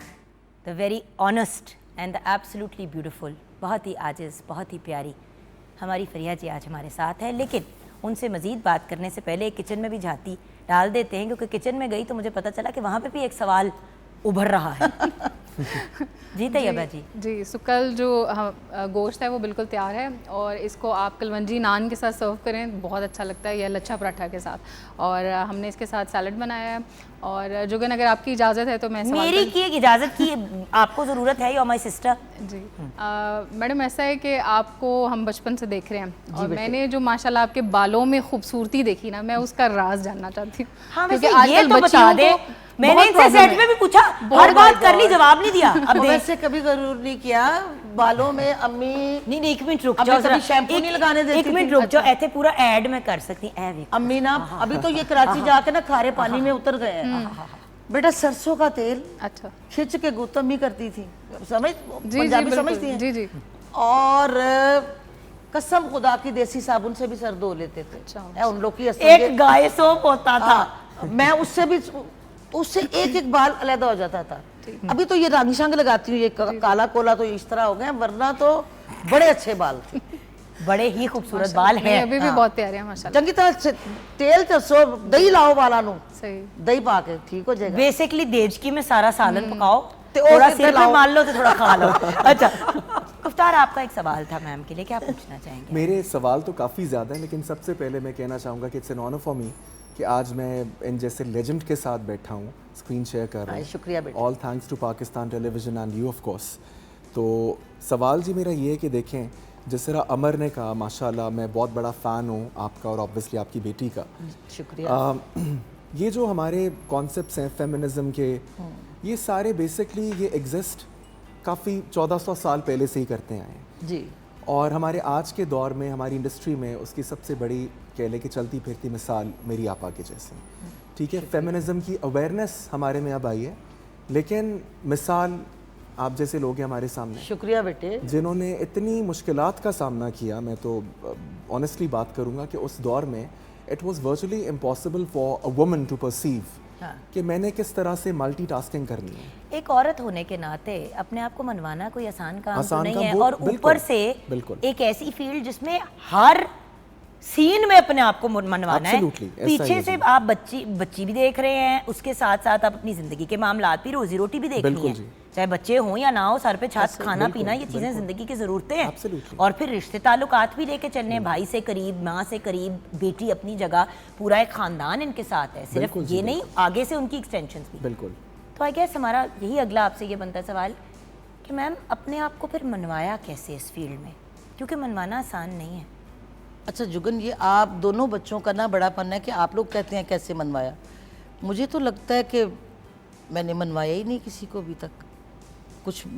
इतनी बड़ी मैं स्टार ही नहीं हूँ, ये आपकी छोटी आजिज़ी है सी। जी। नहीं, मैं सच बता रही हूँ, छोटी सी एक्ट्रेस हूँ, बी क्लास एक्ट्रेस हूँ, छोटे छोटे रोल करती हूँ। ये ज़रूर मैंने अब किया है कि मुझे अगर किसी ने कहा है ना ये भंगन का रोल है, आप कर लेंगी, मैंने कहा क्यों नहीं कर लूँगी, मैं ज़रूर कर लूँगी, पैसे कितने देंगे। क्योंकि मेरी ज़रूरत सिर्फ यूँ करना, ऐसे टीका ठुकवाना, ऐसे नहीं। वो कोई बुरी चीज़ नहीं कह रही, कोई मेरे बहन भाई मेरे कोई बुरा ना मान जाए। मेरी जो सबसे बड़ी प्रॉब्लम है वो है किचन और बच्चों को लाइक करना। अब देखो ना, जैसे अब मुझे ज़रूरत नहीं है काम की, नबी के सदक़े में अल्लाह ने मुझे बहुत नवाज दिया है। मेरी बच्ची की सूरत में अल्लाह नहीं किसी का रखते। लेकिन अब एक और चीज़ मेरे लिए अल्लाह ने जीने की खड़ी कर दी, वो है मोहम्मद फ़ाइक, मोहम्मद ज़रक और मोहम्मद जौदत, मेरे 3 भतीजे। तो वो मैं उनको अपनी औलाद ही समझती हूँ, क्योंकि मेरे जिस भाई ने मेरी खातिर उस मोहल्ले में ये बदनामी बर्दाश्त की, ओए तेरी भैन ड्रामे च आ गई है, वाह हुण ते तुसी कंजर हो गए हो, ऐसा ही तो उससे ज्यादा तो वो तो मुझे छोड़ के कहीं भी नहीं गया। जी। तो फिर मैं उसके बच्चों को कैसे छोड़ सकती हूँ जुगन जी? अभी उन्हीं से बातें कोई कर बड़ा रही काम हूँ। नहीं मैं कर रही बेटे, मैं कोई ये बड़ा काम नहीं कर रही, ये दुनिया का हर बंदा करता है। ये लड़की जो बैठी हुई है, अब मेरे बाल में कोई सवाल ना आप करेंगे ना आप, ये नहीं कि मैं इनको रिटर्न वापस दे रही हूँ, आई स्वेयर अपॉन गॉड, ये बच्ची आई है, हमने कभी काम नहीं किया हुआ था, 1 साल हो गया, बड़ी हद है हमारी मुलाकात को, यहीं कराची एक ड्रामा करने के लिए। इतना रब ने नवाजा हुआ एजुकेशन के हिसाब से भी, हर हिसाब से भी, ख़ानदान के हिसाब से भी। तो ये लड़की जाती है, लोगों के पैरों में बैठ जाती है, वो कोई तार उठा रहा है, कोई बूम वाला उठा रहा है, तो इसकी सूरत हाल क्या होती थी। ये सदका जारिया है बेशक, खुदा की कसम। एक्टरों के लिए तो सब कुछ सारे ले लू ही आते हैं जी। एक दिन नहीं, हर दिन हर रोज एक पिज्जा नहीं, पिज्जे के यूं मुंह छुपा हुआ है। और खुरम कितने हुए, खुरम आया हुआ है ना, उथे बैठा हुआ है, पता और नहीं क्यों। खुरम ने डब्बे उठाए हुए हैं, चॉकलेटें। अच्छा, उसकी जिंदगी का दुख और ही है वो कि मेरे बेचारे- जिम्मे लगा देते हैं, और जब लोग डबल पकड़ लेते हैं, हिसाब खराब हो जाता है, तो उसको डांट वापस पड़ती आ है। गई, ये खुद तो वापस आ गई। पुत्र रोटी हर कोई खा के ही सौंदा है, शो नहीं मार रही और चढ़ा नहीं रही। हर कोई कहे जुगन जी आई थी ना, अब दूसरे सेटों पे जाती है, हाय आप वाह कितना, जुगन जी नहीं दोबारा आई। मैंने कहा नहीं बेटी, वो काम मूडी है, जब उनका दिल होता है बहुत, हाय हमें पिज़्ज़े खिलाए, हमारे लिए चॉकलेट्स लाई, हमारे लिए नान खताइयाँ लाई। अरे ते पुत्र कितनी देर तक दुआवां चल दिया जा रही बिल्कुल हैं। जी, बिल्कुल। होता ऐसा ही। सबके पास है, पर गंड मार के लोग ही बैठे होंगे ने। ऐसा ही है। देना इतने एक जिगरे का काम है। एक्चुअली ये अपने अंदर के ख्यालात इसके अच्छे हैं, ये बताती है। सतई नहीं, गलत लेकिन अंग्रेजी मेरी बहन बोलती हूँ, बहुत सखी हैं, बहुत इसके सखी हैं साथ मेरी अगली गलत अंग्रेजी बोलती हूँ। असल पढ़े लिखे और उससे खानदानी ज्यादा लोग- गलत में मैं जवाब देती हूँ। असल खानदानी, हाँ असल खानदानी पढ़े लिखे जो सतई लोग नहीं ना होते, जिनको अपने आप चलाक में बड़ी हूँ, पता मुझे सब कुछ है, वो तो मुझे अब आके मेरी नहीं बेटी पता, ने कसम से बताया कुछ नहीं पता, कि इनको लगता है। अंग्रेजी जड़ी है ना, एक लैंग्वेज है, पागल दी है आपा, पुत्रे मैं कुछ माँ। कहना चाहूंगा यहाँ पे, अगर वो आप वैसे उनकी इजाज़त हो। बात सुनिए आपने, उन्होंने कहा कि मेरी बेटी ने मुझे ये कहा कि अंग्रेजी सिर्फ एक जबान है, सिर्फ एक लैंग्वेज है, बिल्कुल, जिसको बिल्कुल। हम एक वो बना देते हैं। मेरी जिंदगी का दुख क्या है, मैंने माँ जी आपकी गोदी में बैठ के क्या उस दिन बात की थी कि मेरे साथ सबसे बड़ा, मेरे साथ जो बुरी की ना मेरे पेरेंट्स ने, मेरे माँ बाप ने, वो ये की कि सारी तवज्जो उर्दू पे नहीं दी। जी तवज्जो उर्दू पे होनी चाहिए थी, क्योंकि हम वैसी फर अंग्रेजी अंग्रेजी बिल्कुल अंग्रेजी, जी, ऐसा ही है। अपनी मादरी जबान माँ बोली यानी कि पंजाबी और उर्दू मुझे बोलनी आनी चाहिए थी। आपको आती है बेटे? नहीं माँ जी, बट उस लेवल की नहीं आती ना जिस तरह आनी चाहिए, जिस खूबसूरती से गुफ्तार जैसे गुफ्तगू करते हैं। देखें, हर बंदे का अपना एक तरीका होता है। तैयबा जी इतने खूबसूरत अंदाज में, अक्सर मैं फंसती हूँ तो मैं उनकी तरफ देख लेती हूँ तो वो मुंह से वर्ड बोल देती है कि ये बोल दें पे बेवकूफ़। बात ये कि हर बंदे को अपना पता होता है कि वो कितना जोगा है। लेकिन माँ जी, आपने हमेशा अपने आप को बड़े तरीके से लेके चली है। आप मेरी बात करती हैं, अल्लाह ने बंदे- चलाया, आप मैं हर तो- बंदे को नहीं, बट आप सेट पे हंसा रही होती हैं, लाड कर रही होती है, प्यार कर रही होती है। सीनियर आर्टिस्ट तो सेट पे आके नुक्कड़ में बैठ जाते हैं और कहते हैं हमें कोई ना तंग करे, शोर भी ना मचाए हमारे इर्द गिर्द। तो आप तो है ही हमारे सेट्स की रौनक। बेटी अगर ना ये रौनक लगाऊं ना, तो मेरे अंदर की रौनक खत्म हो जाएगी, कोई क्या बात रोग लग जाएगा, कैंसर हो जाएगा। अल्लाह ना करे। एक्चुअली मैं अपना भी भला कर रही होती हूँ और वो भी बगैर टिकट के हंस रहे होते हैं, तो कितना सवाब भी हो रहा है साथ साथ और मजा भी आ रहा है साथ साथ। समझ रही हैं? मैं अगर बातें ना करूँ, इस तरह ना करूँ जिस तरह अम्मी चली गई 1 साल के अंदर, भाई चला गया, तो मैं तो इंज बैठ जाती, मैं ऐसे बैठ जाती तो बच्चे तो फिर ऐसे बैठ जाते, रुल जाते। तो फिर ते उठ के जियो भाई, तो फिर ठीक उठ के जियो ना, उठ के तो जिए, इसी का लेकिन नाम है। क्या चाहती हैं आप? मैं व्हाट डू यू वांट? मैं- दिल की ख्वाहिश क्या है? अब सिर्फ अपने भतीजों को सेट होता है। अमर अपनी जिंदगी में सेट हो गई है। हाँ। अब मैं ना, मुझे सब कहते हैं, अमर कहती है जा जाके मोटो दुबई का चक्कर लगा के आए, अयाशी कर। वो बड़ी मैं कहती लड़की हूँ- लंदन से आई है, मैं लंदन कहती का हूँ- बैग हमें दिखा दिखा मैं के कहती सुना हूँ रही है। मुझे, मैं उससे पैसे ले लेती हूँ और मैं चुप चुप करके ना, मैं कहती हूँ ओए उनके अंदर से एक सीस निकल आई। मैं कहती हूँ मुझे लाहौर भेज दो ना, मैं यहाँ आके खुश होती हूँ। क्या बात। मैं कभी अपनी खाला से मिलती हूँ, उसमें मेरी माँ नजर आती है, मैं उनको देख के खुश होती हूँ। मैं सबसे प्यार करती हूँ, कोई मुझसे करे या ना करे, लेकिन मैं सबको खुश रखना चाहती हूँ। ये है मेरी जिंदगी का आइंदा का जो प्लानिंग है। सही है? अब आप हमेशा हम लोगों को मजाक मजाक में, लाड प्यार में मशवरा देती हैं। जी बेटे। एज अ स्टार होता है ना कि हमेशा हम पूछते हैं कि जी आपका पैगाम क्या है, जी क्या लोगों को समझाना चाहती हैं, ज़रा समझा दें। लोग खुद बड़े समझदार हैं आजकल के माशाल्लाह, मतलब आजकल के इस हिसाब से भी समझदार हैं कि उनमें कॉम्प्लेक्स नहीं है, उनमें इतना डर नहीं है। जैसे ये टिकटॉकर है, लोग माइंड करते हैं कि ये क्यों कर रहे हैं, वो क्यों कर रहे हैं। अब तो मैं देखती हूँ औरतों ने इतने सिर ते दुपट्टा रखा होंगे, टप टप टप टप रोटी दाड़ पा रही है, वो ਉਹਦੀ ऐसे गल दे विच तफरी है, वो उसी से खुश हो जाती है। मैं कहना ये चाहती हूँ कि अपने आप को ज़िंदा रखने के लिए अगर दुनिया में आए हैं तो अपने प्यारों के लिए कुछ कर जाएं। तो आप इंसान क्या हैं। बात अगर आपने अपने लिए जीना है तो भैंस भी दूध दे के चली जाती है, जानवर भी आते हैं, मुर्गियां भी कुक कुक कुक करती हैं, उसको ज़िबा कर लेते हैं, खा लेते हैं, तो हमने भी ज़िबा होके अल्लाह पाक के पास चले जाना है। मैं कोई इतनी अच्छी या इतनी मासूम नहीं हूँ, ज़िंदगी को इंजॉय भी मैंने भरपूर किया है। देखने वाले ये ना कहें कि खुद तो इतने एक्शन मारती रही है, ओ भाई सुबह के 4 बजे नाश्तों पे जा रहे हैं, पार्टी भी गप्पे करें, लगा सब रहे कुछ हैं। करें, लेकिन सबसे पहले जो बंदा अपने घर का नहीं होता वो कहीं का नहीं होता। बेशक। कुछ कर जाए अपनों के लिए, अपने इर्द गिर्द के लोगों के लिए, जैसे कि आप कर रही हैं। मैंने क्या पैगाम देना है? मेरा पैगाम मोहब्बत है। इस पैगाम के बाद फिर आपसे कुछ रहना सुनना ही रह जाता है गुफ्तार बेटा। आप बड़े सुरीले हैं, ये तो मैं कहना भूल गई, मुझे मौका ही नहीं मिला।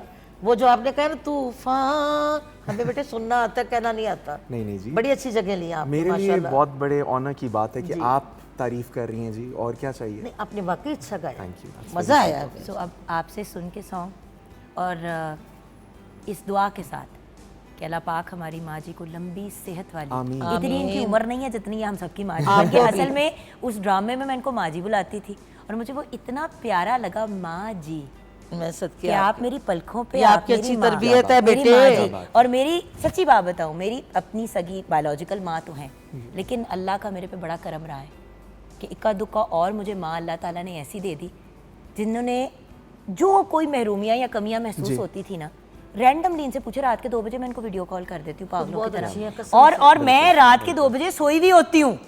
बड़ी दफ़ा ऐसा होता है कि रात को आंख खुली बात और एकदम से मुझे माँ जी बहुत ज़ोर से चाहिए थी, तो मैंने इनको वॉइस नोट कर दिया, मैसेज कर दिया।